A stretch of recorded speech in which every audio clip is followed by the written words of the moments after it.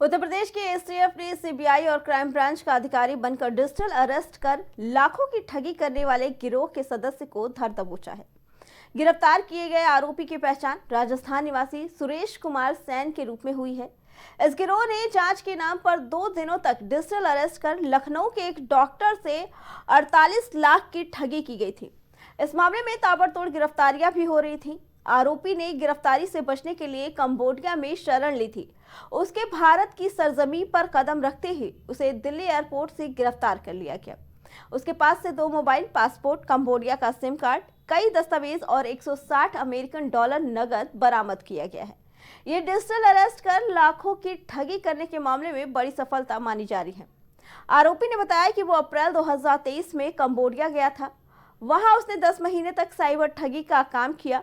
यहाँ चाइनीज लोगों द्वारा साइबर ठगी कंपनी और कॉल सेंटर चलाया जाता है, जिसमें सीबीआई, नार्कोटिक्स और क्राइम ब्रांच का अधिकारी बनकर डिजिटल अरेस्ट कर ठगी करने की ट्रेनिंग दी जाती थी।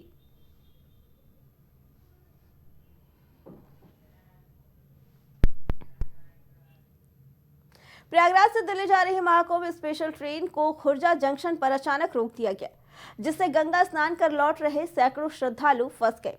वहीं कई घंटों से स्टेशन पर खड़ी ट्रेनों को रुकने का कारण रेलवे प्रशासन ने स्पष्ट नहीं किया, जिससे यात्रियों में आक्रोश बढ़ गया और यात्रियों ने स्टेशन पर ही हंगामा कर दिया। इसके बाद स्टेशन पर अव्यवस्था की स्थिति पैदा हो गई।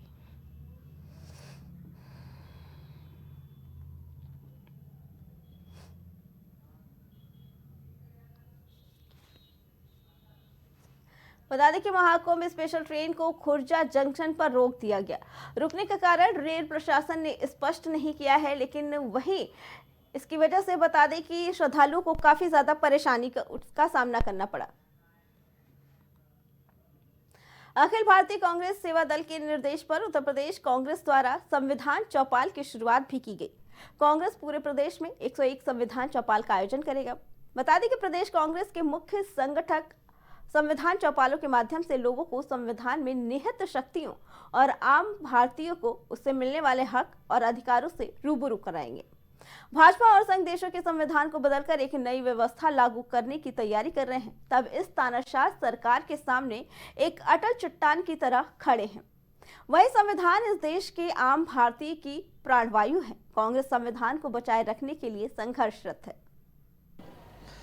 देखिए, आपने देखा होगा पूरे देश में राहुल गांधी जी ने भारत जोड़ो यात्रा निकाली। उसका उद्देश्य था कि भारत में जो वैमनस्य की राजनीति हो रही थी उसको समाप्त करना, लोगों में एकता और भाईचारा कायम करना, क्योंकि एकता भाईचारा के बिना ये देश चल नहीं सकता। दूसरी, भाजपा की कोशिश रही है संविधान की हत्या, लोकतंत्र की हत्या। वो देश पर तानाशाही थोपना चाहते हैं।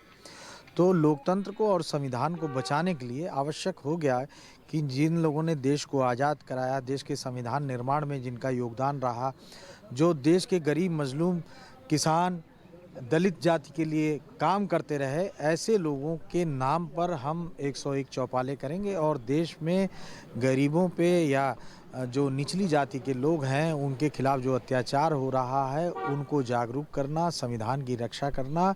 और इस आंदोलन को हमने बापू और भीम और संविधान के छत्रछाया में लोगों के बीच में जाने का निर्णय लिया है। और वर्तमान पीढ़ी के साथ साथ पुराने लोग तो जानते हैं देश की आज़ादी का महत्व, वर्तमान पीढ़ी को देश की आज़ादी का महत्व, संविधान का महत्व, महात्मा गांधी का महत्व, भीमराव अंबेडकर का महत्व, ये सारा महत्व बताते हुए उनके अधिकार क्या है, संविधान उनको कौन कौन से अधिकार देता है और उनके अधिकारों का संरक्षण करता है, कैसे करता है, ये सारी बातें हम जनता के बीच में लेके जाएंगे कि जिससे जनता जागरूक हो और अपने अधिकारों के प्रति लड़ सके।